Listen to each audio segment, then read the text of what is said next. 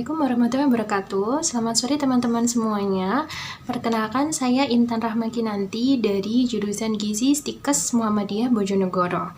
Alhamdulillahirrabbilalamin ya, pada tahun ini kita diberikan umur untuk dapat bertemu dengan bulan Ramadan meskipun dalam tahun kedua pandemi. Nah, kali ini saya ingin membagikan tips terkait gizi seputar puasa Ramadan. Mungkin beberapa dari teman-teman menjadikan puasa Ramadan ini sebagai momentum untuk menurunkan berat badan ya. Jadi selain kita panen pahala, nanti setelah kita berpuasa selama 30 hari, kita bisa mendapatkan berat badan yang diinginkan. Nah, apakah hal tersebut diperbolehkan? Mari kita simak tips-tips berikut ini.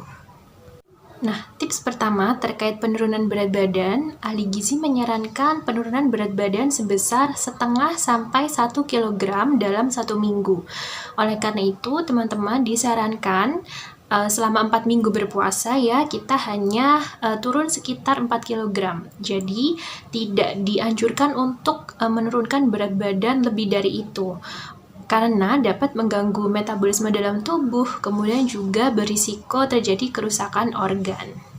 Oleh karena itu, bagi teman-teman yang ingin menurunkan berat badan selama berpuasa, dianjurkan untuk tetap mengikuti standar tersebut ya, karena tujuan utama puasa adalah untuk mendapatkan pahala dan juga memperbaiki diri kita. Ya, jadi Allah mewajibkan kita berpuasa untuk memperbaiki kesehatan kita, bukan untuk zolim dengan menyiksa diri dengan cara memangkas makanan atau memangkas kalori yang masuk ke dalam tubuh kita dengan maksimal. Tips selanjutnya adalah terkait asupan air ya. Jadi kebutuhan air dalam sehari kira-kira sekitar 1,5 liter. Hal tersebut tetap harus dipenuhi meskipun kita dalam keadaan berpuasa ya. Jadi strategi dari saya, biasanya saya konsumsi 3 gelas air selama berbuka, kemudian 2 gelas air setelah tarawih, dan 3 gelas air setelah pada saat makan sahur ya. Jadi kita tetap bisa memenuhi kebutuhan cairan selama 8 gelas per hari. Hal tersebut sangat diperhatikan, harus dicukupi. Kenapa? Karena apabila tubuh kita kekurangan air, maka metabolisme tubuh kita melambat sehingga target diet yang kita tetapkan tidak akan terpenuhi. Selain jumlahnya yaitu 8 gelas per hari, kita juga harus memperhatikan jenis minuman yang kita konsumsi ya. Dianjurkan untuk banyak-banyak mengkonsumsi air putih dan menghindari minuman yang mengandung pewarna, kemudian pengawet, dan juga mengandung kafein seperti teh dan kopi. Kenapa? Karena teh dan kopi ini sifatnya adalah diuretik, di mana diuretik ini berarti minuman yang kita konsumsi atau air yang kita konsumsi akan banyak dikeluarkan melalui urin ya. Jadi kebutuhan cairan yang kita asup dalam sehari tidak akan terpenuhi, karena meskipun kita banyak minum air tapi akan banyak juga dibuang melalui urin. Yang harus diperhatikan juga waktu atau jam tidur kita.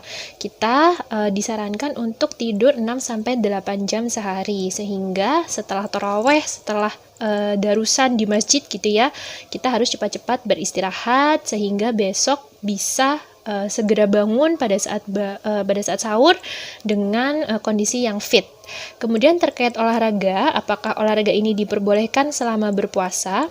Ya, olahraga juga dianjurkan selama berpuasa, namun dengan intensitas yang ringan sampai sedang, dan juga untuk jamnya harus diperhatikan, yaitu kita berolahraga di sore hari sebelum berbuka atau setelah sholat tarawih ya. Jadi kenapa harus sebelum berbuka? Karena untuk meminimalisasi waktu yang dibutuhkan tubuh kita setelah berolahraga. Karena setelah berolahraga, tubuh kita akan membutuhkan cairan dan elektrolit. Nah, hal tersebut bisa kita penuhi segera setelah kita berbuka. Selanjutnya adalah kebutuhan serat yang harus tetap dipenuhi selama berpuasa.